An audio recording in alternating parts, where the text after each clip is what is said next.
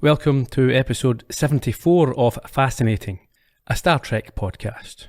Requiem for Methuselah. In this week's episode, Kirk, McCoy and Spock take a trip to a planet to try and secure a vital counter-agent for a virus ravaging the crew of the Enterprise. While there, they discover the sole inhabitant's identity may be more complicated than meets the eye. When a second resident shows up, Kirk is faced with an unexpected dilemma. But can he find a balanced solution? Or will his heart rule his head once again?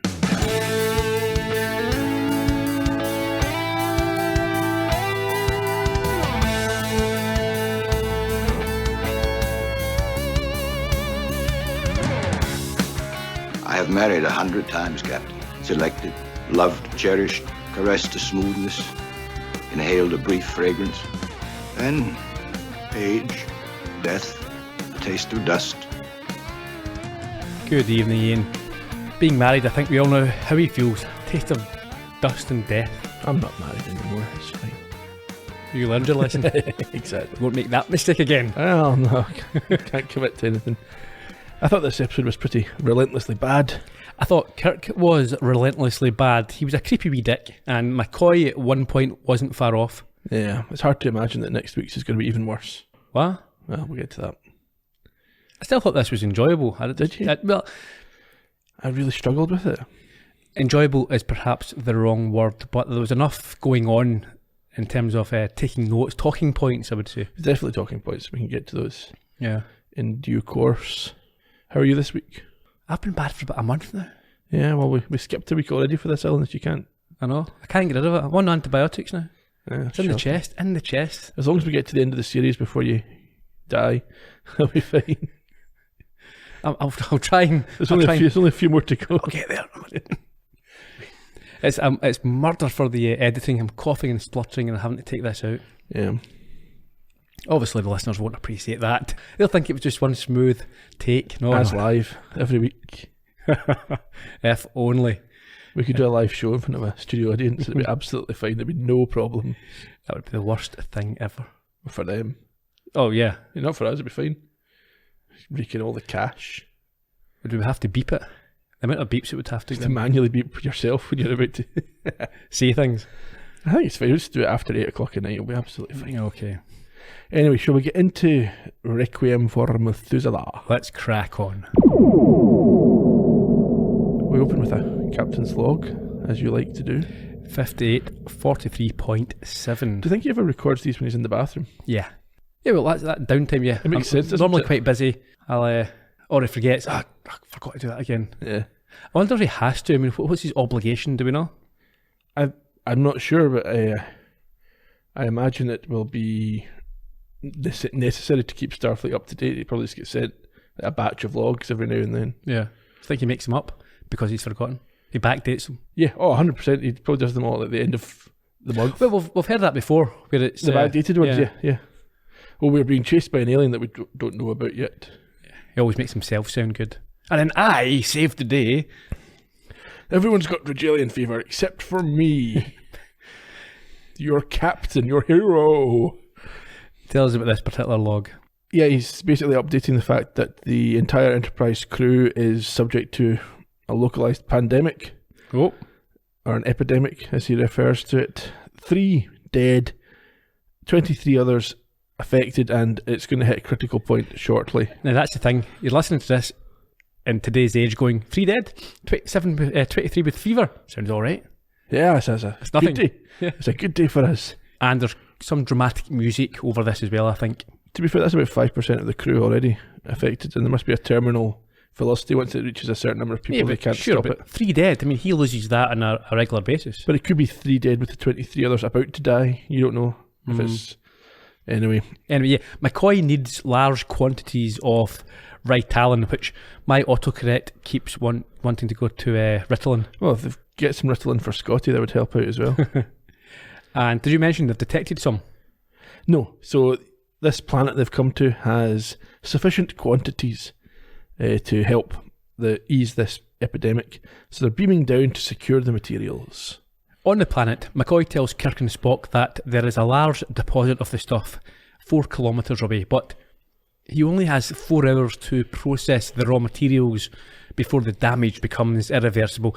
You can't beat a good bit of a deadline in an episode. Artificially imposed right at the start. Oh no, the ship will destroy itself in 4 hours. Exactly 4 hours, so that if we have to, we can use a clock. Yeah. Spock interrupts McCoy at this point to say he's picking up a life sign that he once again failed to notice from the ship.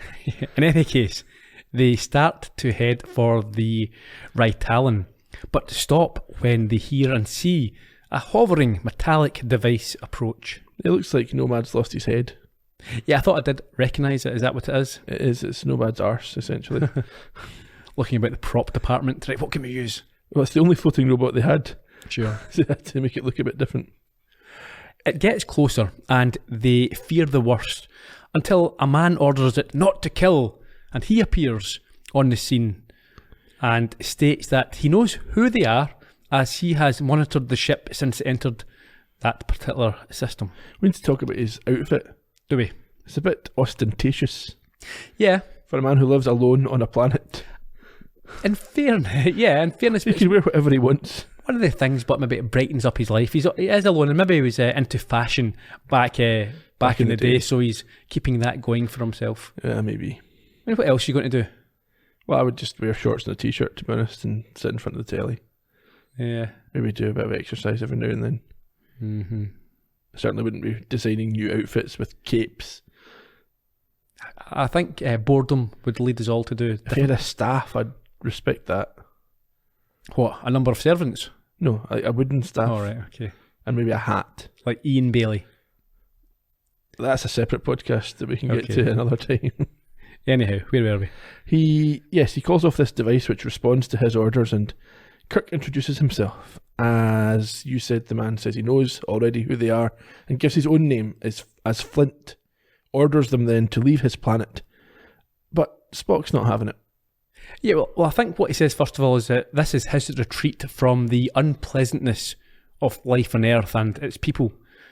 Yeah, but Spock challenges his claim of ownership on the planet. He does. Can I just say that again, taking notes live, I've only watched this episode once. At this point, I have noted here, has he built a sex robot? Yes, he has built a sex robot. Well, we can get to that, but it was immediately obvious.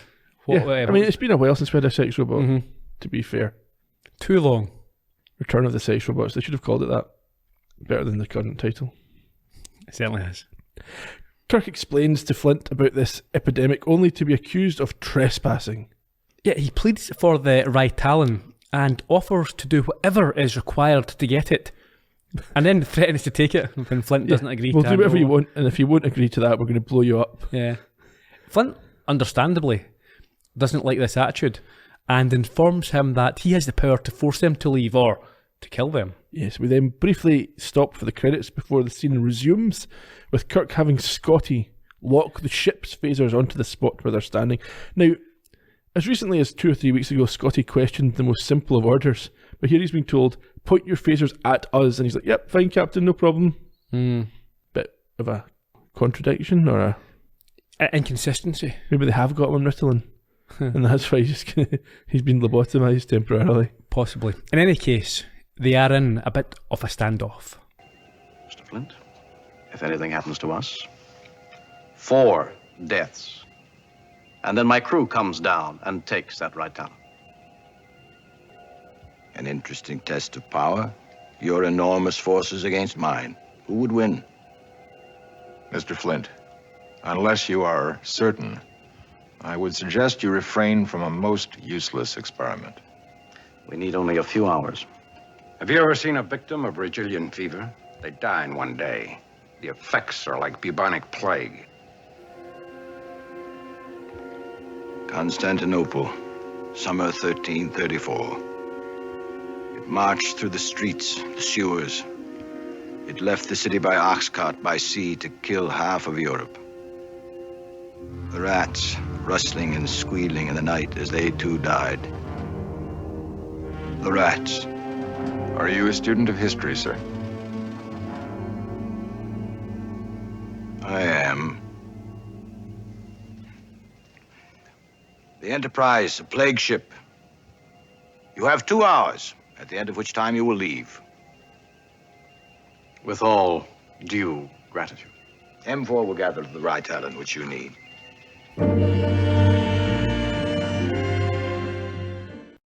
So, following this, he acts the gracious host and invites them to a more comfortable surrounding. In his opulent castle. Yeah, it's a palace. Did he build this himself? Of course he did, yeah. He didn't acquire it with the planet. Who knows, but it's an extremely impressive shot, which is obviously a remaster. Yeah, in the original version, it was a reused shot from, I think, the cage. Right. It looked nice. Yeah. Yeah, and inside it looks nice as well. He's got a big, comfortable room, sort of 18th, 19th century furnishings. Yeah, and he responds to Spock by admitting that his planet has screens that hide any forms of life, so that's why Spock was made to look like a fool again. Yet again. Yeah, it's a protection against what he calls the curious and the uninvited. Hasn't worked on this occasion. No. He also tells them that he lives alone with M4, which acts as basically his dog's body. But it's not a sex robot. Definitely not a sex. No, it does have some appendages. It does.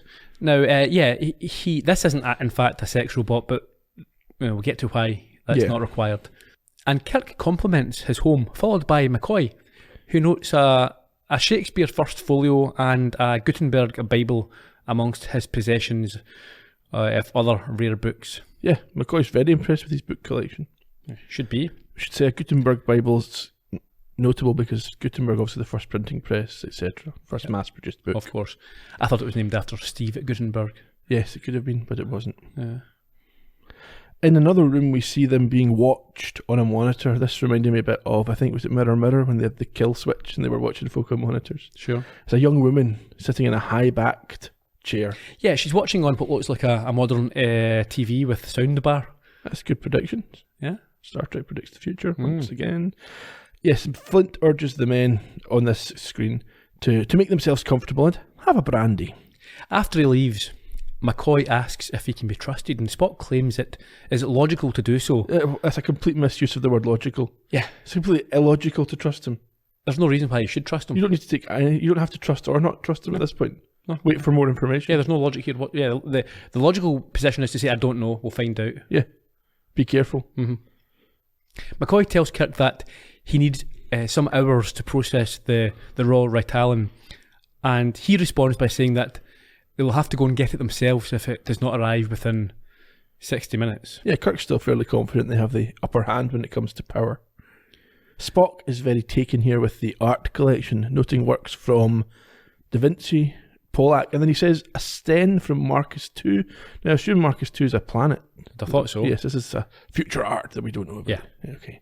Back in the TV room, we join Flint, who is listening as the woman, who I think we come to learn is Reyna. Okay. She seems delighted to have seen other humans, except for the Vulcan, whom she would apparently like to discuss sub-dimensional physics with. Yes, Flint's made a wee rod for his own back here by telling her previously that she's learned all he knows about it and Vulcans know more. Yeah. Flint, though, tells her that Spock is not their equal. Yes, certainly intellectually, and doesn't think it a good idea that she meet them, as they're selfish and brutal and part of a community that he has shielded her from thus far. Indeed. And then we get a weird little bit here. He goes to kiss her, but gets no response. And he asks if she has been lonely. And she has no understanding of the concept of loneliness. And so he poetically explains that it is a flower dying in the desert. Yeah, I don't know if that's going to help her. No. She urges him in any event not to take this exciting opportunity away from her, and he seems to have been persuaded, given that she's never asked for anything before. Yeah, he seems quite torn at this point, and genuinely concerned for her. He tells her not to apologise when he notes it is the first time that she has demanded anything, as you say, and agrees with her that it might be interesting. Meanwhile, in the living room, Kirk, and after a mild taunting from McCoy, Spock accept sodium brandies. Yes, get one poured. You of course, Spock, won't be wanting. Get it over here. I've had nights like that in the bar. Yes, I'm drinking tonight, yes. McCoy jokes about having to handle a drunk Vulcan, and Spock notes that he is close to an unfamiliar emotion. It would be interesting to see a completely wrecked Spock going about and just his liar. Nerve pinching around for a laugh. Oh, stop doing that. I would quite enjoy that, to be honest. Yeah. Yes, this unfamiliar emotion that he's close to is envy, because he says all the Da Vincis are both genuine and unknown. I'm not sure he's qualified to make that assessment. No, I have another issue with his supposed knowledge, but we can get to that. He says the materials, however, are all contemporary. That means they're not That means genuine. they're not genuine, yeah. They appear genuine, but he says they are. Anyway. Kirk remarks that the palace could be real, or it could be an illusion, and tells Spock to take a reading of Flint to find out if he is in fact human. Yeah, I'm wondering if he's thinking back to the Square of Gothos. Yes. Which was a kind of similar setup. It was, yeah. Yeah, he had a lot of historical art pieces, didn't he? He did. He then communicates with Scotty. Yes, he asks for a background check on Flint and on the planet. Hallberg 917G. I think that's the only time we hear reference to its name. Yeah. Once he comes off the phone with Scotty, he notes that the brandy tastes real and urges the other two to enjoy it. But they are interrupted by the arrival of M4, who floats in, drops off a bag of Ritalin, and then floats back out. McCoy confirms it is Ritalin and it's ready to be processed. However, Flint enters at this point and says that won't be necessary. M4 can do it faster in his own lab. McCoy insists on supervising this, and Flint invites them to stay for dinner. Everyone seems to be going perfectly fine then. Yeah, I assume at this point Flint's original plan was just to let them take this Ritalin and leave without meeting.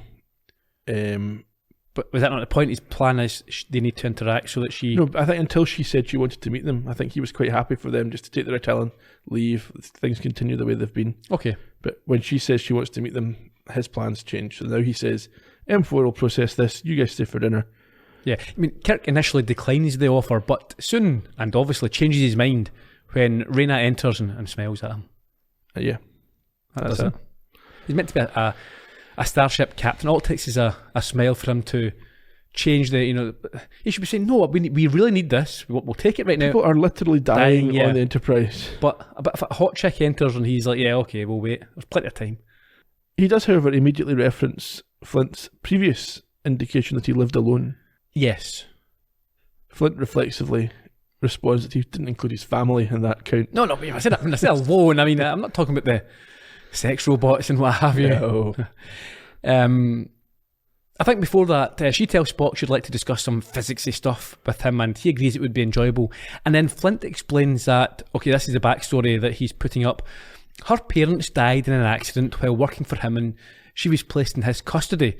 Yeah, and he's raised and educated her from that point. Now, this reminded me, there's a bit of a Columbo connection here. Okay. I'm not sure if you remember the second Shatner Columbo episode, Butterflies and Shades of Grey. Shades of Grey, yeah. It's a similar type of relationship where his character, Fielding Chase, took in and brought up a young girl whose parents had died, but he couldn't emotionally let go of her. He was very jealous of her and wanted her to remain with him. And in fact, that's so he killed someone who was going to help her leave and set out on their own, her own path in the world. It reminded me more of, and especially when McCoy comes in here, of Pygmalion. Okay. With Eliza Doolittle being taken on by the professor. Because McCoy at this point compliments Flint's results with Reyna. So he's educated her, and he's like, oh, you've done a good job, rather than she's done a good job to become educated. Yeah. He asks what else interests her, and she says everything, which McCoy finds quite extreme. I mean, it's not really. I mean, it's extreme as opposed to if you're studying everything in great depth, but she just says, I've got an interest in all sorts. Which wide and varied. Wide and varied, good, yeah. Everyone's got that sort of, except, I'm like that. I can watch anything on TV. No, you can't. You've already told me you don't like black and white movies or westerns. There's always something. There must be something that's what I'm going to say. There must be something. So for me, black and white movies, westerns, pirate films, and fishing programs. Can't watch any of those. She must have something. I'm sure. I bet she wouldn't watch fishing programs either. No. Nobody likes those. No. It's like, what? And why are they in Sky Sports? It's not sport. Anyway, let's carry on. Okay. Flint says that she possesses the equivalent of 17 university degrees, but they're all in science and arts. Yes. But she's also aware that intellect isn't everything, although it does need to come first, or else she'll make a lot of errors. McCoy then says that the errors he made at her age were some of his most enjoyable times. Yeah, which I agree with, but then he starts to get a bit creepy by saying that she is the furthest from a bookworm he has ever seen, and says that it is their privilege to be the only men to have seen her. He does this a lot. He drops these little sickening comments in about every woman that comes over. Ooh, a woman. Ooh. What I've noted here is, thankfully, Scotty is not down with them. Oh my goodness, can you imagine? No. Ooh, it would be absolute carnage. Oh no, I think he might defer to Kirk though. Not sure, with Sorry and Brandy on the go. Yeah, but he's probably already drunk. Yeah. Scotch on his way. Thankfully, Flint gets him out of there by sending him off to the lab with M4. But it is then creepy Kirk's turn to be creepy when he asks her what their pleasure is. Yes, they're offered games, specifically chess, billiards and conversation. Yeah. And Kirk wants to go for all three. Mm-hmm. We get a brief shot of McCoy in the lab inspecting some bottles of liquid as M4 works away in a nearby room. Yeah. Meanwhile, Reyna has a great shot of billiards or whatever they're playing. Yeah, and it's an odd overhead shaky handy cam shot, as if someone's just holding it in their arm. It's like the 12th take. They can't hold the camera any longer. Finally, the shot is successful. And Kirk asks whether Flint taught her. Obviously, it must be a man. Yeah, well, obviously. That taught her. But we now understand why she's known as Angles McManus. Yeah, okay. Obscure reference there. I'm sure someone, if any sticker fans, they'll get it.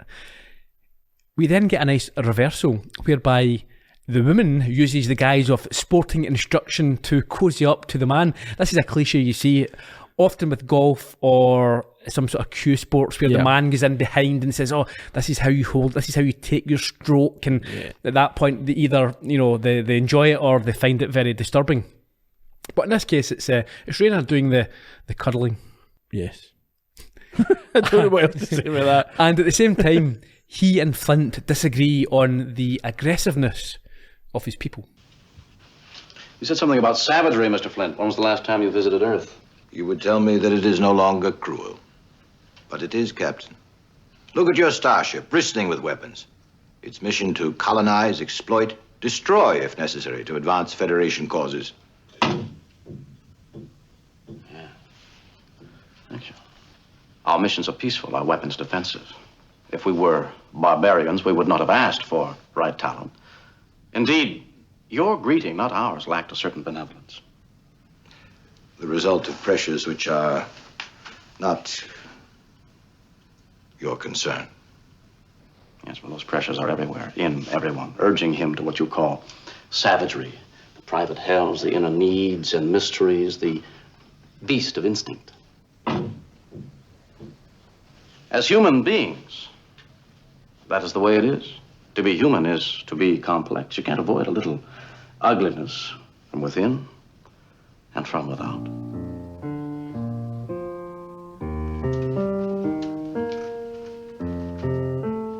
Why don't you play the waltz, Mr. Spock?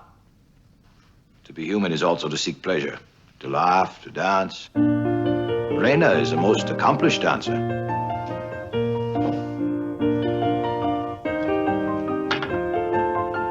May I have the pleasure?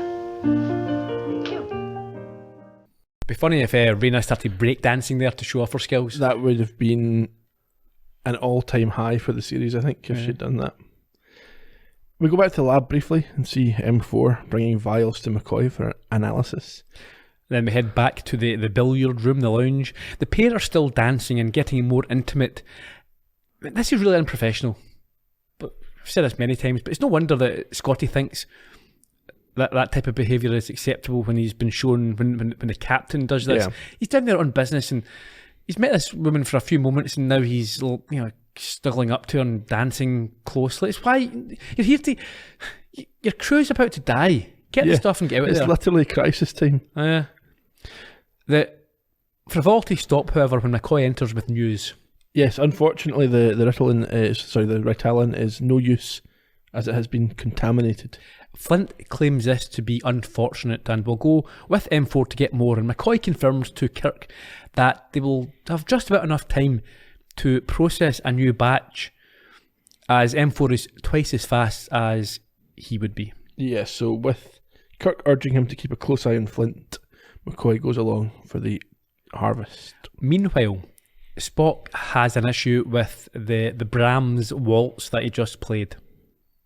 Well, he's got an issue with the waltz and I've got an issue with him. Yes, and I think I've got the same issue. So he says this is a handwritten Brahms original. Yep. How does he know? No idea. He apparently recognises the handwriting. So he's now a handwriting expert on Brahms. Long dead musicians. This is nonsense. Even if you're a massive classical music fan, even if you play the pieces, I'm sorry, I cannot accept that you would be able to identify the handwriting. All that ornate, old-fashioned handwriting all looks the same unless you're an expert.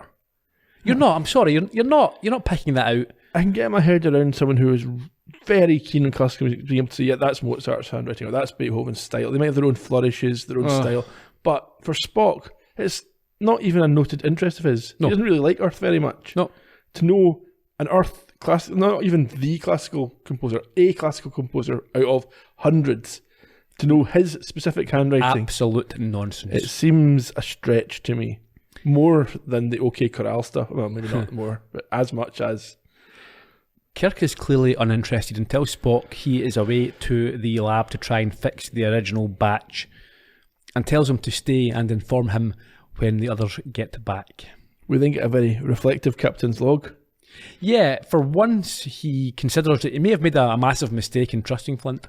It's 5843.75. First time and only time we ever get two numbers after the decimal point. Yeah, it's a point. Mm. Yeah, so have I committed a grave error in believing Flint? So basically he's saying not my fault, Flint's fault. Mm-hmm. The time we've let pass may result in disaster, but I have got a woman to entertain, so it's only fair. His spirits are lifted when Reyna enters, and although she doesn't see him at first, and seems to be building up the courage to enter another door, she turns when she hears him. Yeah, she explains that she's not allowed to open that other door, but she comes to this room when she is concerned. It's her safe space. Yeah, it's the only thing. This door is the only thing that Flint has ever denied her, apparently. Yeah, she refers to him as the greatest, kindest, wisest man in the whole entire galaxy. Well, it's opposed to her. And then Kirk asks her, he asks her why she's afraid and fondles her, cuddles her, and tells her not to be afraid in a really uncomfortable manner. He then, without any indication of consent, kisses her, which makes her terrified. It's an abuse of power, yeah. There's no positive feedback. There's nothing from her to say, yeah, I'm open to this, I want this.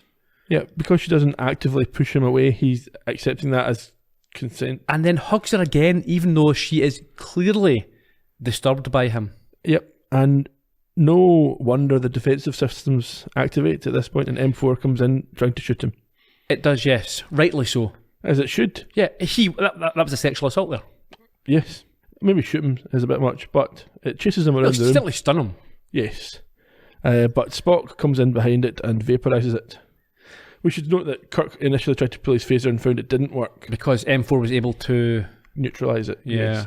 But it didn't hear Spock sneaking up on it, so he was able to shoot it. And a relieved Kirk again hasn't learnt his lesson, embraces Reyna, who touches his lips with her fingers and then I think touches her own.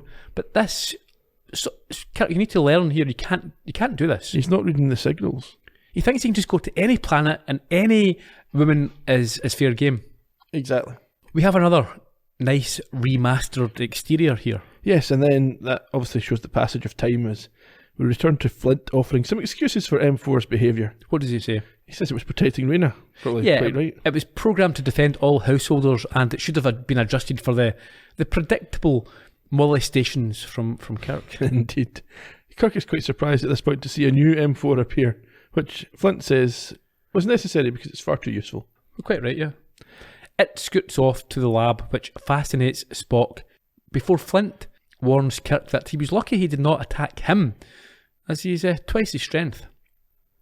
Kirk says this would have been an interesting test of power, referring back to Flint's earlier words at the start of the episode. Yeah. But he's mocked by Flint for his naive confidence and asks Reyna if she thinks him to be brave or foolish. She's pleased that he did not die, at least, but won't commit any further. And then Flint goes on to claim that the new batch of Rytalan is now ready and advises them to wait safely where they are, considering that they've witnessed his defence system, which operates automatically. Yeah, he then leaves and insists that Reyna attends to him despite her reluctance.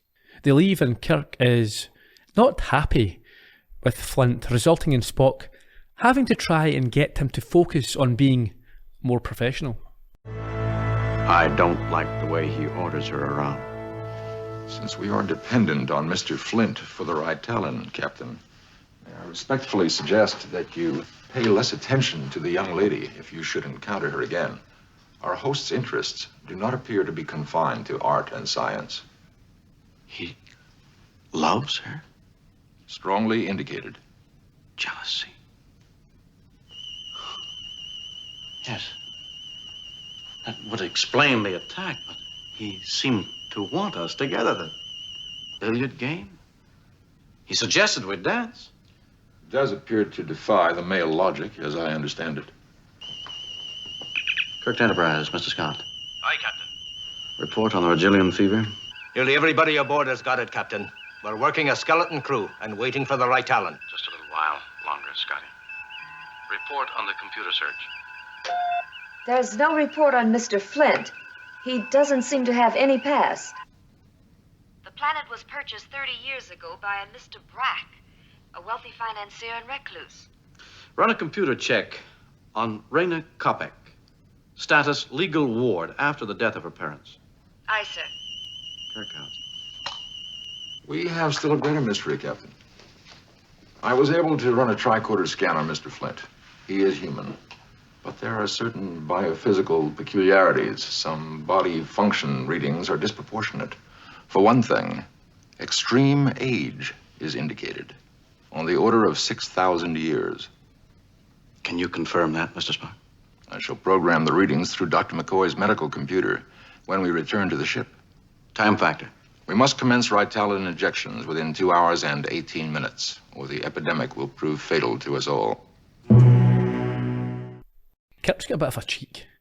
He doesn't like the way that Flint's treating Reyna, but he just tried to, assault her. Flint would quite rightly not like the way he's treating Reyna either. Exactly. And his logic here is like, oh, but he asked me to... Yeah, asking her to dance with you, that's not an invite to molest her or to fall in love with her or to want to marry her. He's saying, she's been down here alone. Yeah, let's dance. She might like to play a game of billiards and have a little dance with someone different. It's not... You're literally here for a few hours. Yeah, it's not like the go-ahead, the come on for anything more than that. No. Don't take it that way. Kirk at this point is frustrated with the processing time on the Rytalan. Yeah, he thinks they're being deliberately delayed, and we see them being watched on the TV by Flint and Reyna in the other room. Spock leaps to the fact that... this is where do they get this from? And why is it relevant to the conversation? They must be being monitored, and that the TV is shut off. Yeah, Reyna then accuses Flint of sending the robot to kill Kirk, which he denies, saying he would not want Kirk dead for any reason. No, it was just there to protect her. She insists that she did not summon M4 as... She was not afraid. And so Flint says, it must have been defective, and I'd have destroyed that if I knew it anyway. Yeah, I think it's trying to give the impression he did send M4 to kill Kirk, but I don't think he did. No? I don't know, but I mean, I think it's quite reasonable that he would step in. I think so, He doesn't need her to express fear, given that she maybe isn't capable of it and doesn't understand the situation. It can still identify a predator. Yes, no, I think Kirk definitely did deserve a good stunning. Yeah, for sure. Ultimately, she believes that he doesn't want Kirk dead and that he will let them have the Rytalan. And buoyed by this, she leaves to say goodbye to them. Yeah, meanwhile, Scotty's on the phone to Kirk saying there's no records of Reyna. She doesn't get any background either, same as Flint. Oh. Almost to himself, he wonders what hold Flint has over her. Well, what? What hold he has? He's our They're the only two people on the planet. Yeah, he's our guardian. He's brought her up. I mean, he's got the hold of a sort of parental. And where's she going to go? Yeah, it's. Spock is all like, yeah, but really the big problem is we're all about to die. Yeah, this is the second time he tries to focus. Let's get back to the business in hand. You've been really unprofessional here and focusing on this woman. We're not here for that. It's none of our business. Let's get this stuff and get out of here. So momentarily focused, Kirk joins Spock in looking for McCoy. But before they can leave the room, Reyna comes in, so Spock goes on ahead. Yeah, she says she's come to say goodbye, but this isn't what he wants to hear. So he refuses to accept it. I mean, how exactly does he see this playing out? He's known her now for upwards of 90 minutes. Yep. What's he going to do? Bring her, just take her, because he loves her, and she must obviously love him, and she's going to live on the Enterprise. Is that what's happening? It's ridiculous. Yeah, I'll take it away from your father or whoever, your guardian. Yeah, and he kisses her again against her will, but suddenly she starts to... At this point, again, I've noted definitely a sex robot. Well, it's the whole James Bond thing. Eventually she gives in and starts to respond to him. Yeah. I think she's traumatised. Yeah. Maybe if I do this, he'll stop. Because I've not responded at all and he's not stopped, so... Maybe this is what he needs. If I do it once and then that'll be it. Maybe this horror will end. And you get a sarcastic comment from Flint, who's watching on, saying that it's a last tender encounter and the end of his usefulness. Yeah. It's a bit sinister, to be fair. Yeah, it is. Back to the lab. McCoy is telling Spock that M4 and the Rytalan have gone, causing Spock to remark that Flint wants him to stay, but to wait for Kirk rather than tell him. Why? Oh, that's Kirk's orders if to wait there. It's not really orders, just I'll catch up with you.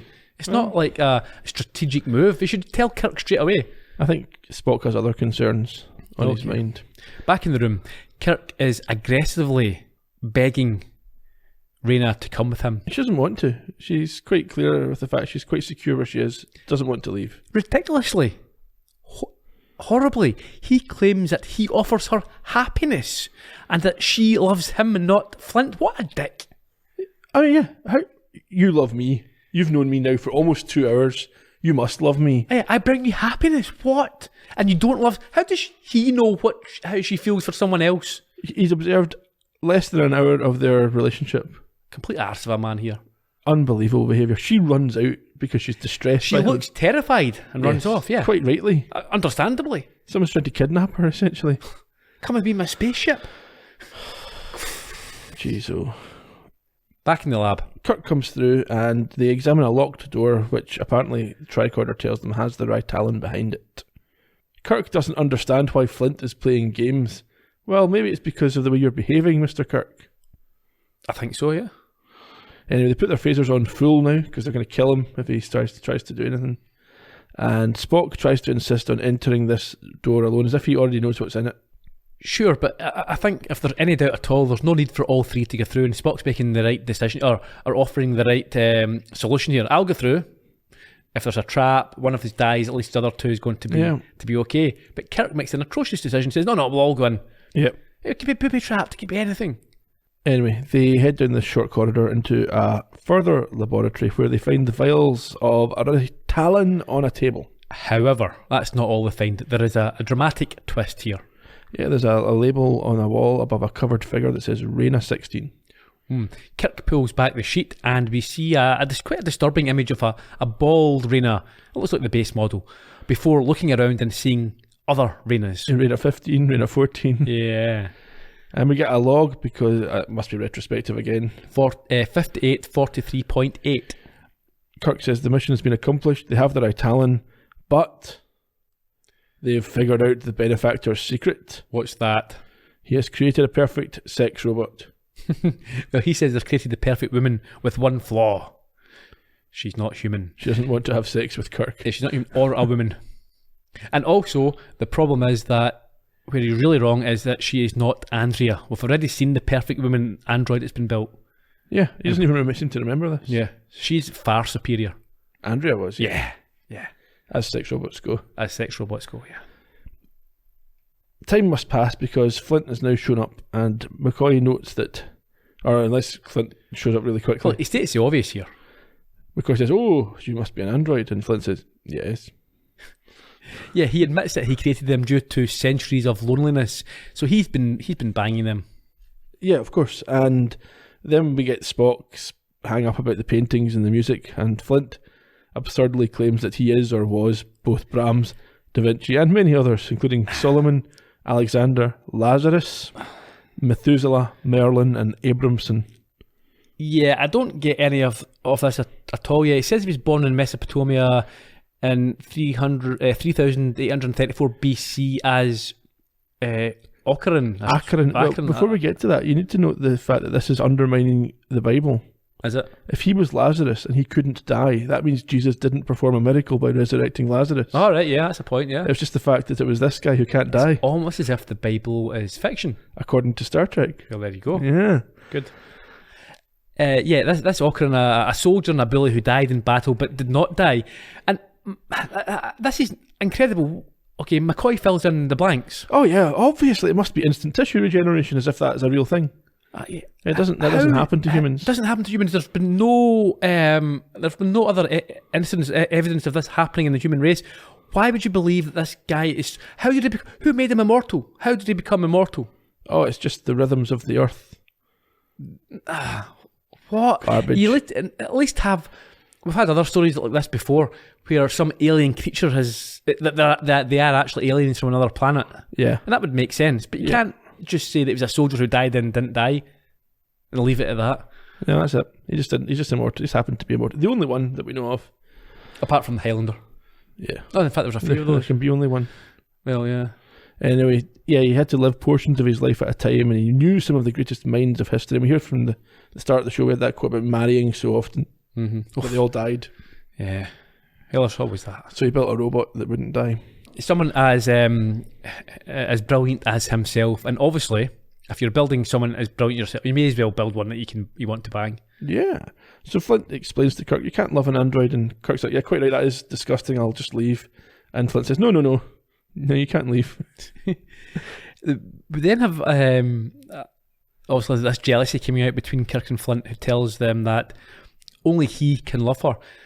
Now, why doesn't Kirk just say, right, okay, I've got an easy solution here. There's at least another 15 in there. I'll take one of those. Get them up to speed with this version. I'll take one of those, you keep her. Right? How'd you power her down? I don't want her nagging and all the time. I'll stick her in my quarters and I'll boot her up whenever the need arises. Unfortunately, at this point, the writers ran out of ideas and just reused the ending from Plato's Stepchildren. Explain. So Spock notes that as they now know the truth, they won't be allowed to leave. And Flint says, yes, of course not. It would lead to unwanted visitors, which is much the same as we heard in that episode. And though they commit to being silent, Flint's not persuaded. So we borrow a bit from the episode Cat's Paw, where the Enterprise is turned into a model. Yes. And brought down to the planet. And Kirk then looks in through the view screen, which we see from the inside. Yeah. That was quite a nice shot. It was quite good, yeah. The crew are all frozen. Yeah, so at least they're not dying of their fever at this stage, which is conveniently not mentioned by anybody. That's the point, yeah. He asks why wipe out 400 lives, but Flint says that he's seen hundreds of billions fall, and they're not dead, they're just suspended. Yes, it doesn't matter how many saw fall. And he says this was the true test of power, and he is the most powerful. There's no indication of how he got these powers if he's just a human. That's how can he I don't know how a human is meant to have gotten himself in this position. I think he's lying about being a human, to be honest. Yeah. It's the only logical answer. Mm-hmm. So anyway, he says these three, Kirk, McCoy and Spock, will join the others, not dead, but suspended, as you say. But Kirk demands their restoration. And Flint says, sure, but in a couple of thousand years. McCoy challenges him, and he refers to his needs. And he says that Reyna's emotions have finally awoken, and she will now turn to him because there won't be anybody else. However, she enters and demands that he doesn't harm them. And McCoy points out the conundrum that he's in. Yes, all emotions are now in play. She might be angry with him. She might hate him. Yeah. Which she hadn't really considered. So Kirk presses this advantage by insisting that they will keep his secret and asks for his ship back. So after a brief pause, Flint agrees and the Enterprise is returned to orbit. That was easy. Kirk then approaches Reyna, having worked out what Flint's plan was all along. That's why you delayed the processing of the right talent.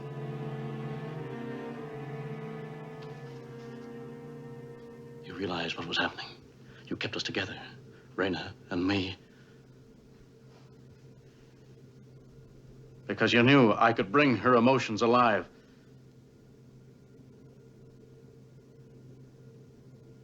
And now you're just going to take over. I shall take what is mine when she comes to me. We are mated, Captain, alike, immortal. You must forget your feelings in this matter, which is quite impossible for you. Impossible. Impossible. From the beginning, you used me.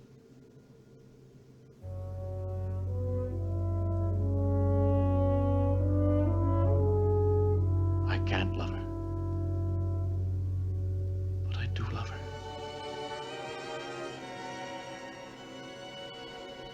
And she loves me. Captain, your primitive impulses will not alter the circumstances. Stay out of this. We're fighting over a woman. No, you're not. For she is not.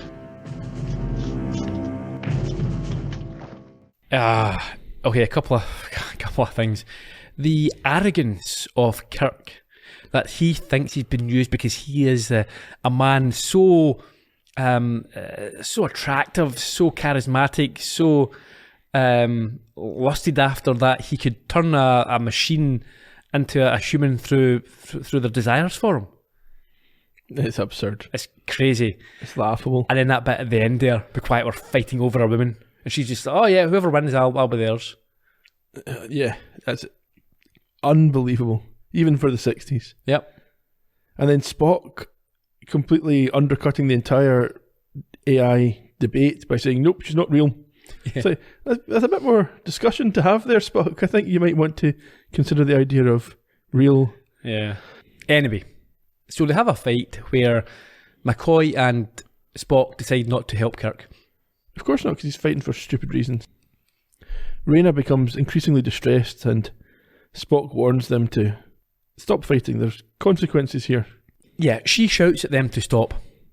She tells them that she will choose what she wants to do and where she wants to go, and no one can or should order her around. Indeed, she rejects Flint's attempts to command her, and we go back to this Pygmalion theme that I mentioned earlier on, when Kirk notes that she is human down to the last blood cell, down to the last thought, hope, aspiration and emotion, and her human spirit is free, which is pretty much how Pygmalion ends. Spock, though, as I said earlier, warns them of this danger if they do not end this debate or this dispute. However, they each exhort Reyna to choose them over the other, which leads to her becoming increasingly distressed. Yes, with tears in her eyes and sobbing, she states that she was not human, but now she loves, before collapsing on the floor. And McCoy checks, and even though he's not a robot doctor, he can confirm that she is indeed dead. And Spock makes a massive leap by claiming that she died from her newfound agonies of love and the decision they tried to make her take. So yeah, basically she was presented with a paradox and she couldn't resolve it, rather than it being an emotional thing. He's calling them effectively murderers. Yeah, that's fair. But, you know, it's understandable because she was very, very pretty. But not as pretty as Andrea. Andrea wasn't in the room though, so she doesn't count. That's true. Anyway, that's obviously a resolution. We assume that Flint then lets them go because... Well, he's got other one. He'll just reboot her. He'll build a new one. Mm-hmm. Spock then, back in Kirk's quarters, reports that the epidemic has been dealt with. It's no longer a problem, and Kirk notes what a poor show he and Flint were. Finally, a bit of reflection on his own self-awareness. Yeah, and he's acting like a stroppy, lovesick teenager. He's moping around. And I was such a poorly behaved person. I wish I could just forget the whole embarrassing matter. Yeah. And then he falls asleep, which McCoy arrives and is pleased to see. Yeah, he's told to shush by Spock as it looks like he is asleep, but rather than leave, Spock asks him for a report right then. So he's asleep, but give me this report. Yeah, apparently Flint is dying, which makes Spock sad. Yeah, he says when he finally passes, he will mourn the day.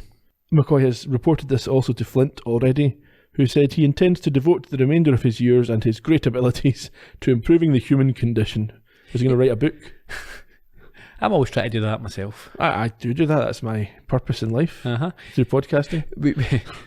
We should also say that, what is the excuse for his impending death? He's not on Earth anymore.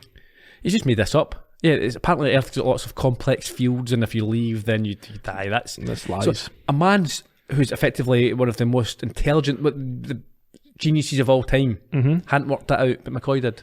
It's ridiculous. McCoy then gets a second taunting in on Spock. For no reason. Yeah, he just taunts him a second time. What does he do? He says that his mother smells of elderberries. And that he doesn't understand love. And there's ecstasies and miseries and broken rules and desperate chances and glorious failures and glorious victory. And then he just leaves. He does that with a little smug look in his face. I don't like him for that. He expresses regret that Kirk can't forget Reyna. And then Spock gets into a bit of mind rape. Yeah, he does. He places his hand on Kirk's head and effectively wipes that portion of his memory. Without consent. Nope. Can't be doing that. No. Even if he said, I wish I could forget, it doesn't mean wipe my memory. And what's he wiped? Is that like... Just Reyna? And how's that going to affect the reports that they all put in? Why was I down there? What was I doing? You can't just take out Reyna. Or is he... It was only an old man.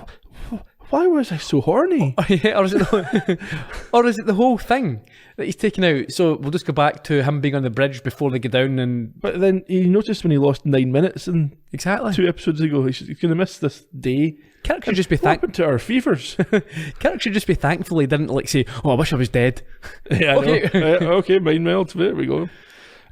Maybe he's put in a new memory. It's like, I went to my bed. I felt a bit sick, and then Spock and McCoy saved the day. Maybe they got the right Alan. Maybe. Anyway, that's where we leave it. Yeah, I don't think Spock had the right to make that modification. He did. And it comes up in other stories. You've been reading Harry Potter books. There's a little bits of memory charms, they call them. I think Lockhart in the second book does them to folk. I think it's the same idea. In fact, it's made out to be a bad thing in those stories, but not in the movies where it's also like funny. Men in Black and that type of thing as well, isn't it? Where you can't go around altering people's memories. No. It's a violation. It is. It gets me annoyed. Even though it's completely fictional. It's a little frustrating for me that this episode raises some really great ideas and issues about artificial intelligence and completely fails to deal with any of them in any sort of meaningful way. Yeah, I would agree with that. I think there was a lot to sort of go through there, and you can pick at things. It wasn't the worst episode in that sense, but it was a bit of a mess. And it's a bit of a do-over. I mean, not only what are little children made for, but what are little girls made for, are made of. We've also got the ancient person somehow still alive, which we had in Who Mourns for Asmodeus, we had it in Wolf in the Fold, we had it in Plato's Stepchildren. The entire ending stolen from Plato's Stepchildren. A little bit of a hodgepodge. A bit lazy. Yeah. At least Scotty wasn't bothering anybody. Yeah. For small once. mercies. Some trivia. Go for it. This originally romantically aired on Valentine's Day 1969. Oof.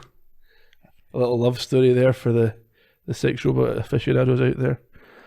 Directed by Murray Golden, his only Star Trek episodes, and he also worked on shows like Mission Impossible, Batman, and Mannix, and died in 1991 when he was 78. Are you a big fan of his name? Murray Golden? Mm-hmm. Yeah, that's a reasonable name. 2 surnames. Yeah. But Golden's quite a good name. Yeah. If you had any daughters, they'd be the Golden Girls. Exactly. Or sisters. Anyway, Jerome Bixby was the writer. You'll remember him. This was the last of his 4 episodes, and you'll hear more if you go back and listen to the show for Mirror Mirror. Preferred his work on The Incredible Hulk. James Daly played Flint. This was his only Star Trek appearance. He'd previously won a Primetime Emmy for his work on the 1965 TV movie Eagle in a Cage. Hopefully quite a big cage, otherwise it would be cramping. A very small eagle. Yeah. He also appeared in the original Planet of the Apes movie, as well as shows like Mission Impossible, Ironside, and The Twilight Zone. He died in 1978 when he was 59 from a heart attack. And he's also our Columbo connection this week, the best we could do. He's the father of Tyne Daly, who of course appeared in Cagney and Lacey, and 2 episodes of Columbo, most prominently in Bird in the Hand. Yeah. Again, I've mentioned before, she's communicated with us a few times. Oh, on the old social medias, yes. Yeah, that's good trivia, that. Tyne Daly's dad? Yeah. Really? Yeah. That's brilliant. He looks like her if you look at the episode again. I will, yeah. Louise Sorel played Reyna. This was her only Star Trek role, but she would go on to create 2 iconic characters as Augusta Lockridge in almost 500 episodes of Santa Barbara, and Vivian Alamein in over 1,000 episodes of Days of Our Lives. She's busy. She's now 81 years old. Hopefully she's Hope she doesn't die this week. No. Like happens so often to the people that we talk about on this podcast. Donald Trump. You just put that in there for Well, In terms of other bits and pieces, the last name or the full name of Reyna Capek is an anagram or a reference to Karel Capek, the Czech author who popularised the term robot. So that was a spoiler if you'd picked up on it. The close-up of the sheet music of this totally unknown Brahms waltz is actually a handwritten copy of a very famous Brahms waltz. That's quite good. But the actual music that we heard was a newly composed piece, but not by Brahms, obviously. Just shows you, but anyone can write sounds music. like it sounds, it could have been, Yeah, as far as I'm concerned, it sounded just like a Brahms. What was the other Brahms connection we've got there? One of our podcasts. Was it in Sledgehammer or something? No, I thought it was. He was listening to Brahms. I think Sybil tells him to stop listening to that racket. Okay. In the first draft of the script, Flint's previous identities included Jesus, Moses, and Picasso. The first two were blocked by the studio, concerned that it would bring repercussions from their religious viewers. Okay. And Picasso was removed because he was still alive and might sue them. Fair enough. In terms of international titles, just a couple that were anything other than a straight translation. In Germany, it was Planet der Unsterblicken, which means Planet of the Immortals. And in Japan, it was Rokusenyaku Sai no Koi, which is a bit of a spoiler, as it means love at the age of 6,200. Next week, it's the 20th episode of Season 3, The Way to Eden, and the less said about that, the better. But if you want to say something about it, you can find us on social media. We're at Trek Podcast on Twitter, Instagram, and Facebook when they're working.